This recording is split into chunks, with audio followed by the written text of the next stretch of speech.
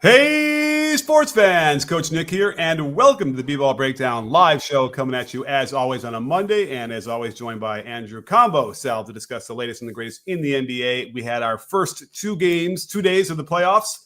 Each series has their first game in the books. Combo, did you have a good weekend watching all those games?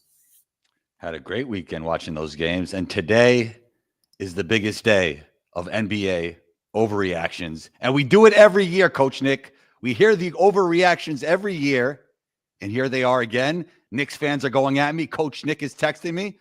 So I had to break out one of my favorite books, the 33 Strategies of War by Robert Greene, because Knicks fans and Coach Nick have declared war on me. But how you doing, Coach Nick? The Knicks won the game. They took control down the stretch. They did. Why are they angry then? What's the problem? Oh, the Cade Jalen Brunson conversation. Oh. I got you telling me that Cade is rapidly sliding down the list when the conversation was Cade a top 15 player this NBA season? And we were talking about the regular season, and he was, and we named them all, and there wasn't 15 guys better than Cade. Oh, well, I guess we were also talking about how this is his chance to finally prove your point. How is he really that good, or is he feasting on a lot of bad defenses across the regular season? We got to find out. Well, he did. Oh, well, go ahead. Keep going. Go ahead, Coach. Yeah, listen. The prism I use is always through like the lens of like the playoffs and whether or not he is that guy. You want to put him in that conversation. Then if he really is that guy, then he is going to prove it in the playoffs. And in the first game, I think he got a little taste. I think OG showed him a little bit. Now he got OG a few times as well, which was good to see. And he had a good stretch in that game, but overall uneven. Wasn't there for them in the fourth quarter when they needed him. And that was rough. Meanwhile, a couple other guys in that same layer of where Cade would be really showed out. I know it's only in the first game. We got to start judging across 3, 4, 5 games, closeout games, all that stuff. But you saw guys like Banchero had really dominant stretches in that game. I thought Wagner was really great too. And I thought the guy who probably played the best was Donovan Mitchell. And I think we kind of dismissed him being way beyond Cade. Like Cade was higher than him, but I don't know. You watched that game yesterday, and Mitchell made a pretty big statement in my mind. Ty Jerome might have been their best player. Ty Jerome also the floater game. We can't overlook that. Oh yeah, he's really on those same leg right hand floaters. Yeah, I like it. Yeah, he got that down. Ty Jerome's is a tough. I think he's a coach's kid. I think his Mark Jerome for sure. I told you I used to hoop against Mark all the time. Yeah, for sure. Coach's son. Yeah. And so he's smart and he's tough. Nothing bothers him. He's had an interesting road to even get where he is. But it's also just a winner, and so he's out there making winning plays all over. I think he should be the sixth man this year, sixth man of the year. Really? Ty Jerome? You know what? I have to check his numbers because I almost feel like they wouldn't be gaudy enough to be a sixth man of the year. Yeah, I mean, I think Peyton Pritchard probably had a better individual statistically wise season than Ty, but he's on the best team and he was very consistent. So yeah. No, his numbers are 12.5 points a game in only less than 20 minutes a game. So that's actually a really, really good filling it up. He shot almost 44% from three for him, like 3.5 attempts in 20 minutes again is good, is a lot. And then, he produced. There's no question.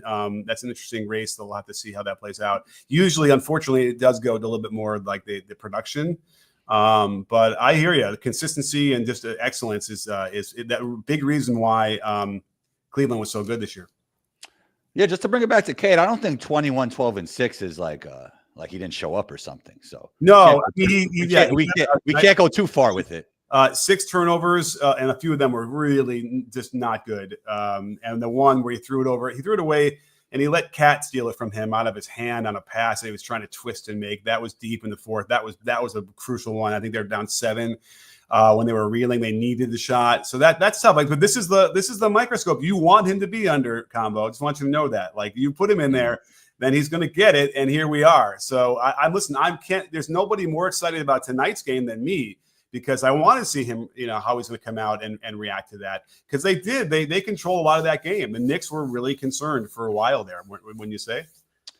Yeah, they were. I mean, first 3 quarters, they were very concerned.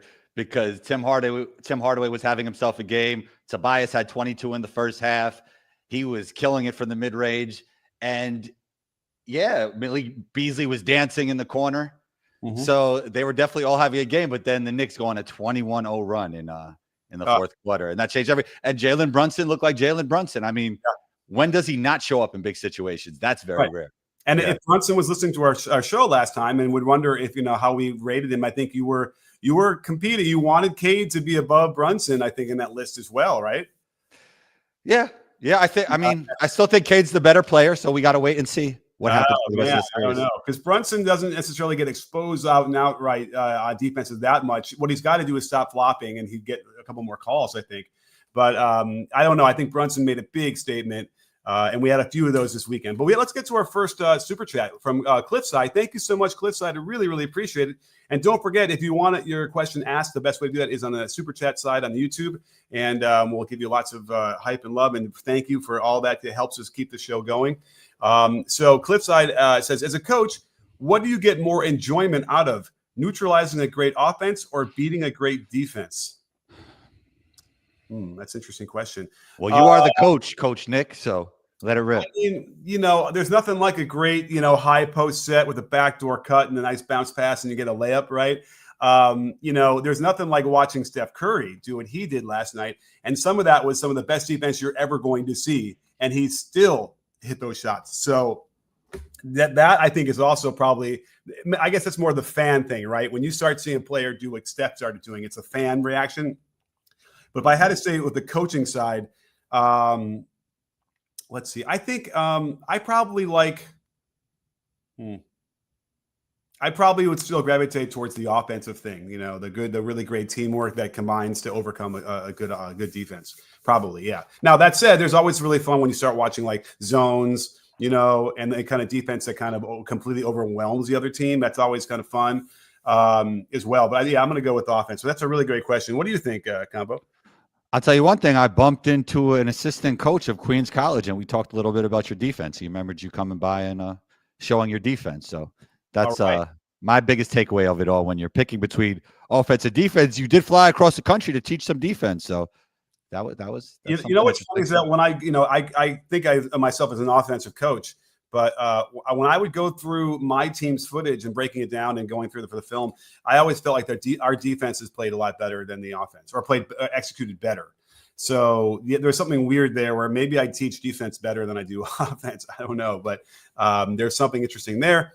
But anyway, great question. And then Ben, let's get to Ben. Thank you so much, Ben. Always great to see you. And by the way, if you haven't seen the Minecraft movie, his avatar or whatever is a Minecraft character, you have to go see it. It's delightful. I think I may have mentioned that last time. Jack Black, great to see him in a movie after a little while.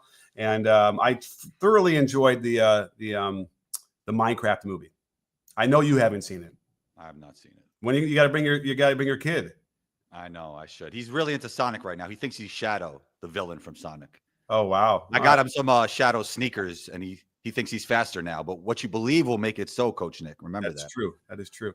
Well, Ben asks, are my Lakers cooked? All right, well, we can jump over to the Lakers real quick. We'll go back and forth. We'll talk a little bit about the Knicks some more, I think.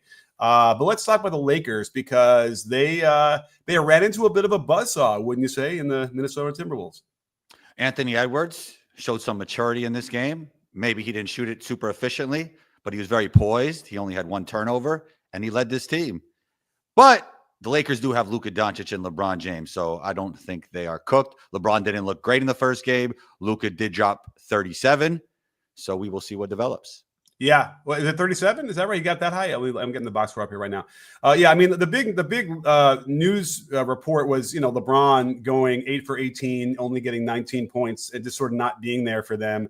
And I thought it was sort of exemplified by they wanted to attack Rudy, and they found a little an opportunity for LeBron on the right wing. He blows kind of by him, but then shoots the layup, and Rudy just sort of knocks it away without even getting off the floor very high. That was concerning because it was a decision-making thing all around where I don't even know if LeBron should be able to take Rudy to the basket, but he's probably going to be better off maybe working on that step back, split and shoot three stuff. Although I imagine the Minnesota Timberwolves will take their chances with that and LeBron doing it versus Luka doing it to him. I will say, though, that Chris Finch, I think, finally saw the light, and he played Rudy 20 minutes, 22 minutes. I looked it up. Rudy averages in his career in the playoffs like 32, 33 minutes. And I think that if you could knock it down, he played a little over 24 minutes.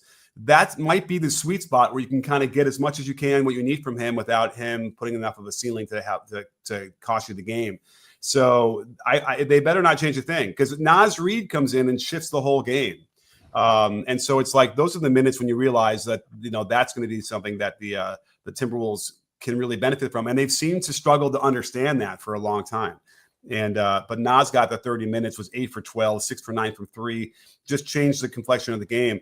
I'm not sure what the Lakers are going to do to adjust. They might just have to hope that he doesn't hit 6 for 9 again. Yeah, and Austin Reeves wasn't good enough. When your third option is not playing great, it's going to be tough. And then, as we said, LeBron wasn't good enough. And the thing with Rudy, that was funny, that Anthony Edwards was letting the crowd know that he made $200 million. That was a pretty funny clip. Wait, what? Now I had to watch some of these games on my phone while traveling in the airport. It was really difficult. So I think they were heckling Rudy in the stands, and Anthony Edwards was letting them know, hey, he got $200 million. Yeah. I just saw another tweet that came by. I don't know if it's true or not, but he was talking about something even more lewd about his body. He's definitely unfiltered. I appreciate Ann. He just speaks his mind. I appreciate it. Yeah. So is that what I don't even hear it. I just see that it was shared, and they say, oh yeah, I can read lips. He did say it. So Anthony Edwards is saying a lot of things. He might get fined for that one, by the way, now that I saw what he said. Oh, yeah. As he's saying that, he's got his gloves are bigger than the person's gloves. You know what? He did the Superman meme at Luka. Can't get the camera. I thought it was Spider-Man. Sorry, you're right, Spider-Man. But the thing was, Luka actually played good defense for like half of that play, and he made him give it up. Yeah, and he made him give him, and then his hands weren't up when he got it back. And that's when I saw a little bit of good defense across Luka's game yesterday too. So he did fine. I mean, he did way more than he needed to that he would expect it to get a win out of that. Yeah, with the 37 points, 12 for 22, 5 for 10 for 3, and. Interestingly enough, he only had 1 assist. I think I need to drive down through that footage to figure out what they were. I'm imagining now they're not overloading the Luka, letting him eat and then shutting everybody else down. So I got to go check on that footage to make sure. But in my mind's eye, I could see that, but it's hard because I'm like looking at it on my phone and discovering that DirecTV, it turns out, actually is better than Spectrum for streaming services. In case you're wondering, having wrangled my hands and really. It's just been a sore spot for like 3 weeks now, trying to figure out what the best quality picture is. So if you're on, and I was watching on a plane, by the way, on a plane with the Wi-Fi that they were selling, I could get a really nice picture on DirecTV stream, believe it or not. Oh, that's really cool. You got that going in while you were flying. Yeah. So anyway, Ven, do we end up answering that question about our Lakers cooked? I don't think so. I think it's going to be a long series. Yeah. Well, I mean, the thing with it is that, we know that the Timberwolves, even though they shot fine they shot well as a team from 3, they're not going to go 21 for 42 from 3-point land again. Although I did go through those shots to see how open were they, what was going on. LeBron was a culprit in a number of them where they're helping one pass away and just giving an easy shot, easy pass, easy shot. They got to stop that. So the question is, can JJ go through the footage and explain to them and go over the rotations well enough, maybe get on the court and walk through it a little bit, and then have it apply? That's going to be the real interesting question. Can they do that? But meanwhile, Finch, luckily for him, doesn't have to do any kind of adjustment here. I think that they can continue to just sort of let Luka score, limit his assists, and then limit everybody else, and they might be in a good position. Also, can the guys not named LeBron and Luka make threes because they didn't shoot it well? I mean, that's a big swing factor. It's a make or miss league for a reason, and they didn't shoot the ball well. Well, wait, time out. They shot 15 for 41, which is 36.6%. And I believe I checked that, and that's about their season average. So they actually did shoot okay. Let me see who didn't, because I imagine. I think Rui and Austin Reeves did not. Yeah. Well, Rui was 3 for 7. LeBron was 1 for 5, and then Dorian Finney-Smith 1 for 3. Rui was 3 for 7. Who else did you say? Austin Reeves. 3 for 8. So they were okay. They wasn't bad. But they definitely also need better from Austin Reeves finishing. I think he was struggling. Again, the funny thing is that Finch complained about OKC fouling all the time. Remember in the regular season in that big blow up? I gotta tell you, the Wolves foul. They're physical and they get away with it. And there's clearly did you notice as much as I did that the referees had switched their mode into playoff refereeing mode? Yeah, I definitely saw that in the Pistons Knicks game. Yeah. I mean, OG's defensive bandwidth and his motor is ridiculous. Yeah. I wouldn't want to deal with that no matter what. Like, I mean, he could kind of get beat and then recover, and kind of get beat and recover. He's different. And he's so physical that it's like, like I was watching a couple times where it's like, is it fair to Cade? Because like there's other guys on the floor. They're not running great offense. Balance wasn't great. So it wasn't like Cade had a whole side to work with to go against OG. And so now he's got a much more confined space. There's not a lot of place to go. The shot clock's winding down. And then he's got to, take a tough shot, with the guy, one of the best defenders on him. And it's not just he's the best defender. He's also just like the most physical defender. So, but that is when, if Cade wants that smoke, then he's going to have to show us that he can handle that. And that's going to be what we see the great players do, right, in the face of that. And we saw Steph Curry in the face of, it was shocking to me that he was being keyed on so much, and yet he still was getting open threes, in the first quarter. I mean, he had Clay for a lot of those years, and he had KD for a lot of those years, and now he has Jimmy. Cade has nobody like that as of now. And we saw it was not as easy for Steph to win games when he didn't have that second guy, even throughout the course of this season, So, give Cade like a Jimmy Butler, give Cade a Klay Thompson. Things could look a little bit different. He took a lot of the defensive bandwidth, from the Knicks team. And that's why those guys were so wide open. And that's why they were knocking down shots. Yeah. Tobias did his best Klay impersonation in that first half. So he was getting a little of that feel to it. But, I don't think that Jimmy's presence anywhere on the floor helped Steph on some of those shots. On some of those shots. That one drifting to the corner where I think the announcer said it like defied physics or something. It was that was a tough shot. Yeah, tough shot is right. And it also was going to his right, so he's twisting in the air, and those were 58, 60-degree shots of arc. Unbelievable. The funny thing is you'd say, well, no one will make those shots again. Well, I got to tell you, like, if there is one person that is going to be able to do that, it will be Steph, who can make those shots regularly. So I don't know. Are we ready to do our prediction for the Rockets-Warriors series? The reason why I think the Rockets won't be able to overcome this is because they don't have one of them ones, Coach Nick. They don't have a go-to guy, and the Warriors have two of them, and that's why the Houston Rockets are linked to Kevin Durant, because they need that guy. But there's actually two guys on the bench that don't get any playing time that could develop into one of those guys, in Cam Whitmore and Reed Shepherd. No. Okay, Reed Shepherd is not going to develop into that guy. I'm sorry. He's not. He's going to be. You might have said the same thing about Steve Nash early in his career.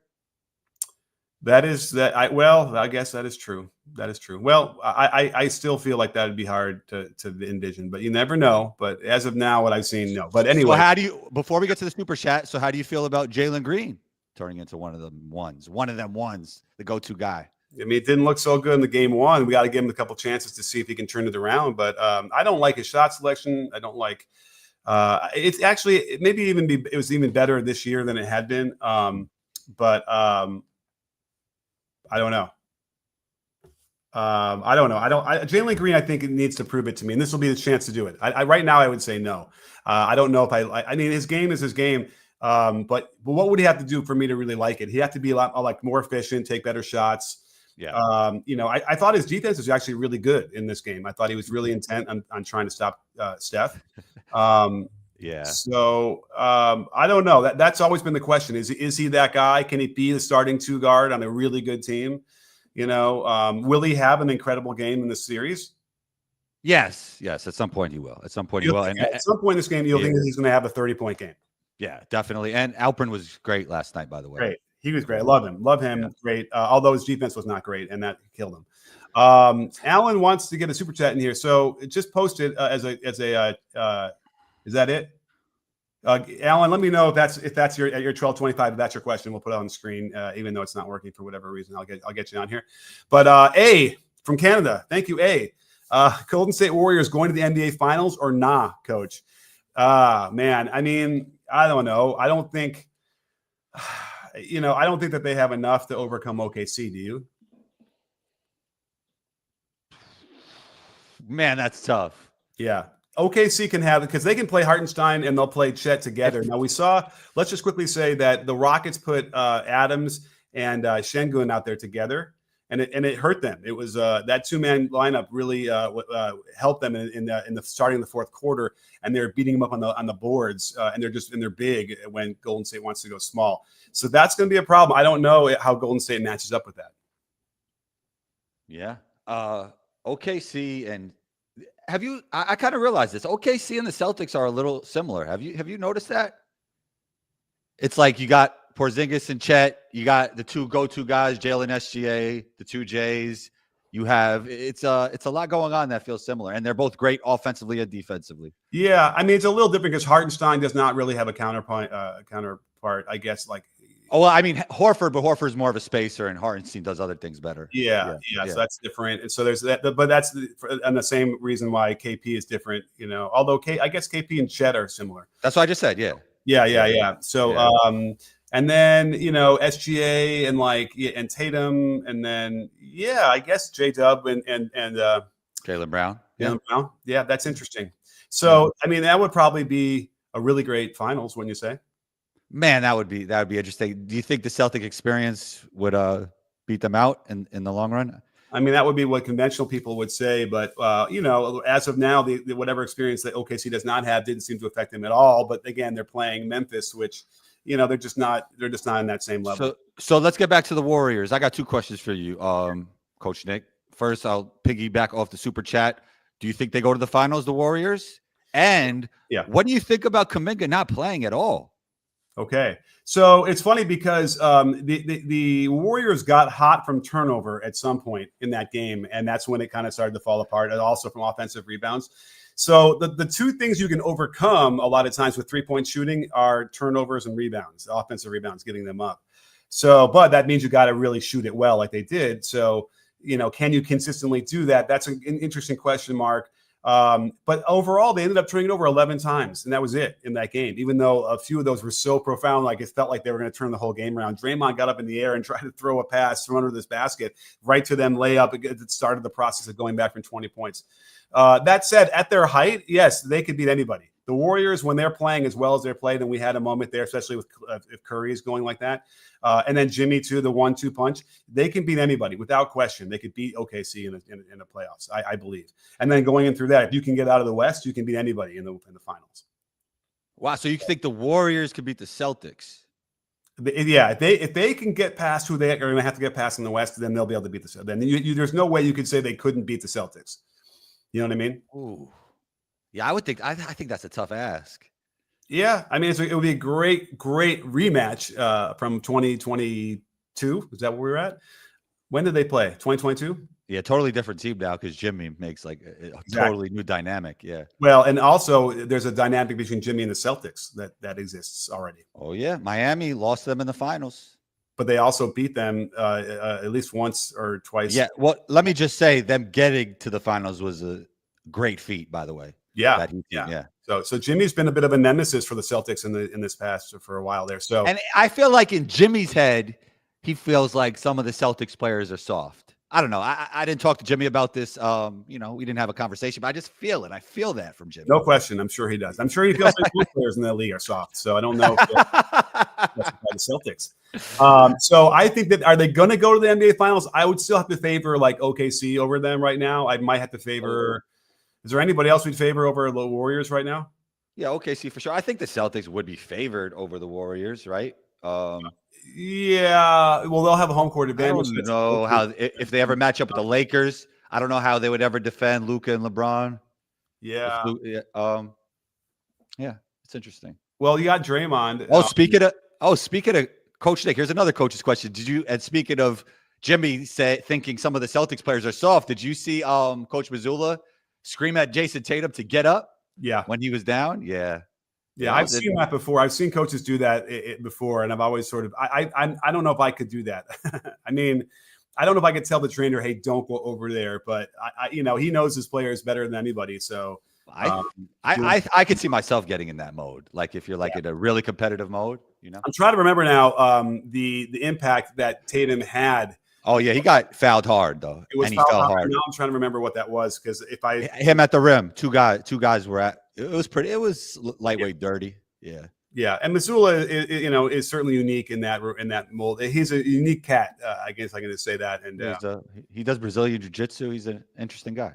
yeah, Yeah. and yeah, always good for a quote. So so right now I would still say it's less than I would be a little bit if I had to give odds. I don't know if it's 50-50 they can get to the finals. It might be like 45-55 not getting to the finals, but they can do this. They can beat anybody.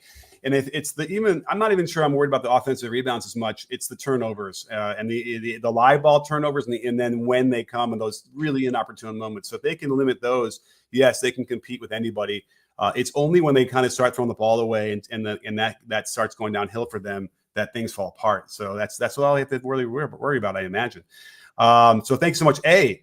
So Alan, is this was Alan saying he couldn't get it? Oh, here it is. Let's see. So Alan's question is, Houston has no chance to beat my Golden State Warriors if they can't consistently score in the half court. Şengün is a beast, but Jalen has to be a true number 2 option. And I think that's all. That's how I feel right now. Absolutely. And thank you, Alan, for the super chat. Always great to see you out here, being part of the conversation. So yeah, I mean, do you think that the Rockets have no chance? I don't think they have a chance. Yeah, because the offense just isn't good enough. So is it Warriors in 5? Yeah, 6 at the most. Yep. Yeah. I mean, obviously, if they don't win tomorrow, They actually came out straight. They actually came out really strong yesterday. Yeah, they did. Yeah, They did. yeah. And it was a very methodical, patient, like then they took control. Don't forget, by the time the Warriors were doing that run, they were up by 20 points. The way Şengün dunked on Draymond, nasty. Yeah.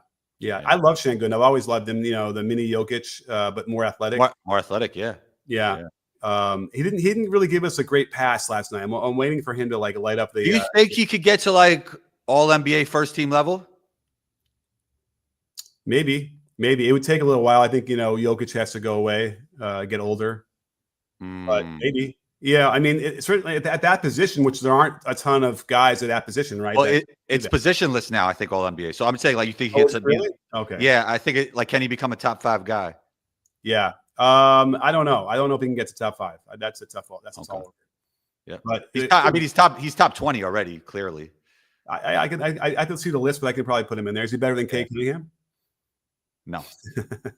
I don't know. We'll find out after this first round. Everyone's going to put their stake and make their claim to that top 15. Well, you also can't erase what he did with this team, no matter what happens in these playoffs. I know. Or maybe the difference is guys like Tobias Harris and guys like Tim Hardaway Jr. get on the team, and all of a sudden they're better. Well, what we do know is we'll be able to tell what's going on with that game with who texts who's first tonight. That's right. All right, we'll see. We'll have that our monitors on that. So thank you, Alan. Really appreciate it. Cliffside's back for another one. Thank you so much, Cliff. What do you think of Nuggets only playing 7 guys? Coach Nick, big Russ game, corner 3. Oh, we had the whole Russ experience, man. I apologized on Twitter because of the when he hit the 3, because I was like, yeah. Because do you think I want to ask you this? Do you think that Russ realizes that there's a reason why he's wide open like that all the time on the perimeter? Yeah, he has to. He has to, and so he's going to take it anyway. I mean, I don't think he had a choice. I think the clock was going down. He had to take that 3. I don't know. I wonder about that sometimes, but that's the plan. Is you want to take those, and he hit it. Well, he has to know that they don't believe in his jump shot, but he might think they're crazy. That's what I don't know. Okay, maybe that's what I'm alluding to. Yeah. But either way, I'm like, he hit it, but then then they came down to the last shot to win in a regulation, and he tried to pass the ball. I don't know what was going on there. Interesting decision there. Kawhi didn't really show up in clutch time. Yeah, it was shocking because I thought, I can't get my box score to come up. Maybe it's slow. I was surprised. I thought kind of like the Clippers had it, and then I thought they, in overtime they kind of take control of it again, and they didn't. And Kawhi ended up 22 points and 9 for 15, and hyper efficient from the field. But they just kind of ran out of gas. It kind of felt like toward the end. Now Jalen Pickett did play 5 minutes. He's the guy who I think needs to eat into Russell Westbrook's minutes, and Russ played 34 in the whole overtime. We know. Well, we thought Mike Malone was the Russ guy. It seems like Adelman is too. Yeah, I think Adelman's got his eye on it, and if he's playing okay, then they'll leave him in. If not, they'll get him out of there. And but then again, when the playoffs hit, all bets are off because you want that experience in there. Probably they're worried about Pickett. I got to look at Pickett's minutes a little bit because it looks like I don't know. I can't. I'm trying to picture his minutes when he was out there, and I can't. But if they're seeing any kind of indication he might have been a little bit nervous or whatever, then I could see that. But I would give him some more of those minutes. Russ played fine down the stretch. I was expecting to, when I went back and watched a little bit more of it later, to see a lot more mistakes. He had that one layup that he missed down the stretch, but that was it. He was fine everywhere else, and except for the last play, it was fine. And it was a bit of a grenade where he kind of got it and didn't have a lot of room and time to do much with it anyway.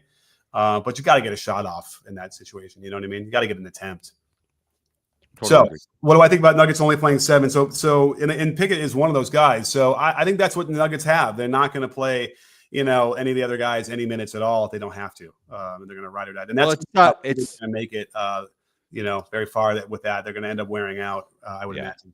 Yeah. I was about to say, don't you think it's tough to win a 7-game series with 7 guys? That's what I was going to ask you. Yeah. So Jalen Pickett was the 8th guy who played 5 minutes. It was, but it's for all intents and purposes 7. So that's rough. And you're looking at Gordon 45, Jokic 46. Oh, over did time. You see Jeff Van Gundy wrestling? Oh, yeah. With Jokic for the basketball? That was you know what's going on there, right? Like, did you understand why? Well, Jokic always creating advantages. He was trying he didn't want the Clippers to have any extra time to decide to review the play. So if he can get the ball inbounded quickly, then they wouldn't have a chance. So he was like, come on, I got to inbound it. And then Van Gundy's like, no, I got to make sure my video guy can look at it and give us the nod. I thought it was hilarious. It was great. It was bookended, when we all remember Van Gundy holding on to the leg of Alonzo Mourning in the middle of a on brand, right? Definitely on brand. Yeah. Yeah. So very, very similar, but also impressive that he could be sitting in a more of a weaker position versus Jokic, who's standing over him and yanking, and he can hold on to it without the ball coming loose. That was impressive. Christian Braun said Jokic needs to hit the weight room. Oh, you know what? I mean, here's the thing. We all know about Jokic, and he's strong, right? He's big and he's strong. Extremely strong. But, he has no definition to his arms. It's weird. But if you talk to coaches around the NBA, they'll say he's probably one of the top 3 strongest guys in the league. Yeah. And you know what? There are a few guys out there these days in the NBA that don't have cut arms. And it's like, you can't be a professional basketball player and not. I disagree with that. I mean, I think there's guys that are strong and in shape. They're just genetically. Yeah. They just don't get ripped. Yeah. I don't know. But it's just interesting. I mean, this is not the first time we've seen great players with no cuts. Like Paul Pierce was great. Great player. I know, but you know what? Now we got to check the picture. Are you sure Paul Pierce didn't have, some definition in those arms? I mean, maybe rookie year, but not when he was winning championships. All right. Yeah. Fair enough. I mean, even someone like John Paxson, he had, he had muscles on his arms. Luka Doncic, is it super cut? He's another guy I'm thinking about. I'm thinking Niang, guys like that are don't have any. Boris Diaw, not super cut, great player. No, but an elite athlete. Now they also benched Michael Porter Jr. Right. We didn't talk about the Kuminga thing. Yes, I wanted to ask you about that. Yeah, it's a concern in the sense that how is he going to take it? Is it going to be a problem? Well, he won't be there for the long term. Right. Yeah. So they're gonna probably just have to trade him. He doesn't fit. But my worry about Kuminga is that he doesn't really fit in the NBA. I don't know if his skill level is where he thinks it is, and if it's going to be good enough. Because a lot of the things you see that have a problem on the Warriors, aren't the kind of things that are related directly to their system that he feels limited by. I think I don't know if that's what my impression of it is. It's just decision making and even just sort of finishing stuff. That's really frustrating that any coach would be frustrated with. So the only question now is he going to become a locker room thing where he's going to start making problems for things because he's not playing? I suppose if they're winning, then he can. It's easier to deal with, right?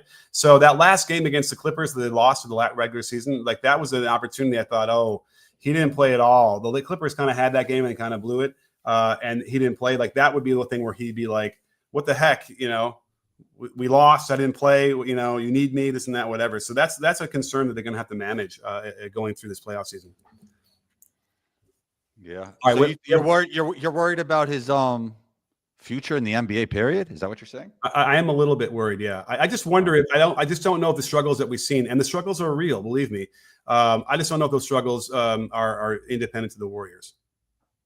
I heard they simplified their offense earlier for some of the players this season. I don't know how things have changed since Jimmy has got there, but yeah, I mean, to me, if you watch, I'm finishing up the video, so I got to get out of here in a couple of minutes. But I got to finish the video before my other thing I got to record. But you'll see the low post split was what they were getting a lot out of, and that's complicated when you're running things through Jimmy, Draymond, and Curry. And the one problem when they started to lose that lead was because they went away from that action. And so that's the big thing the Warriors got to focus on is when they get down dirty in that fourth quarter, get that ball in the low post to Jimmy, get it to Draymond, do those double cuts and those splits, and get Curry coming around, opening up other people. So that'll really help them. But we got another super chat as we start to finish this off. Alan, thank you so much, Alan Tran. Always great. Again, the double one today. Thank you. Off topic from the playoffs, but any opinions on the Dumars Zion rumors? Seems like Z's time in NOLA is limited. Where would you like to see him? I would not be surprised if they ship Zion. It's they tried it. He is an incredible talent, but can't stay healthy. I'm not so sure Dumars is like the guy that's going to turn them around. I mean, they did win a title when he was a GM of the Pistons, but he also drafted Darko. If we all have forgotten, and didn't really do too many great moves. I don't know if he's the guy. Instead of Carmelo, right? That list is longer than that too. Darko goes first, right? So it's Carmelo. It's that whole draft. Yeah, that wasn't good. But what do you think? Don't you think a championship outweighs a bad draft pick? I got, you know what? I started to look at it. I got to go back and really see if which moves he did for that. He might not have done all the moves, but I do remember kind of thinking that the other moves after that were really suboptimal. So he's got to prove it himself too. And it's been a long time, that since he's done this. So that said, he's been in the mix with the NBA, so he's got all the connections. He knows everybody, I imagine. So that's helpful. But I do think that, I think that they're going to shop Zion with no question. And some team at the problem is his contract is high. It's not like they can take a flyer on him. But there's some things on his contract where that you could get out of it, right? With injuries and weight stuff. I mean, if that's the case, then he's not like the guy you want to. I probably would take a chance on him, and hope he could stay healthy and keep his weight down. Because again, the guy could lead the league in scoring without ever shooting a three. How about Cam Thomas, Cam Johnson, Zion? Nets to the Nets, maybe. I don't know who you'd have to give up though. Yeah, then they already got a Cam Thomas or Cam Johnson in Trey Murphy, right? They've already kind of got some of those guys and Herb Jones. So it's like, I don't know. They want another one of them. I don't know. That's interesting. I don't know what. And by the way, I don't even know what New Orleans does and what they're going to do with. They have CJ. It's an interesting, weird, mix of players, and they have. I'll just say this: Joe has his work cut out for him, and a lot of work to do to figure that out. Right. Yeah. So, all right. Well, I got to run because I got to finish this video and all that stuff. But great stuff. We'll talk about doing some post game shows or whatever. You can stay up. I'll probably launch a couple of post game shows later from here on the West Coast anyway. So stay tuned. Keep your notifications on so you can get in on that one because I know that those post game shows after playoff games are always lit. Fire. Cap. No, Cap. No. No cap. Cap, Coach Nick. No. Cap is bad. Cap means false, lying. Oh, no cap. No cap. It's good. Fire. No cap. Get in there. All right, I'm getting there. All right. Thank you, everyone, for being part of the channel, being part of the super chats, being part of the chat itself, the live show combo. It's always great to hang out with you and argue over Cade Cunningham. It's never personal. Of course not. But just so you know, I'm judging you, based on your Cade takes, and so judging. You're judging combo. Judging combo. Get into Cade's camp. Make sure he knows that the judgment is on. And get him to play better, man. Tonight's the night. We'll see. All right. Well, good stuff. Thanks so much, everybody. And don't forget, sports fans, at B-Ball Breakdown, we're not a channel. We're a conversation. You in? Are you in, Combo? Yes, sir.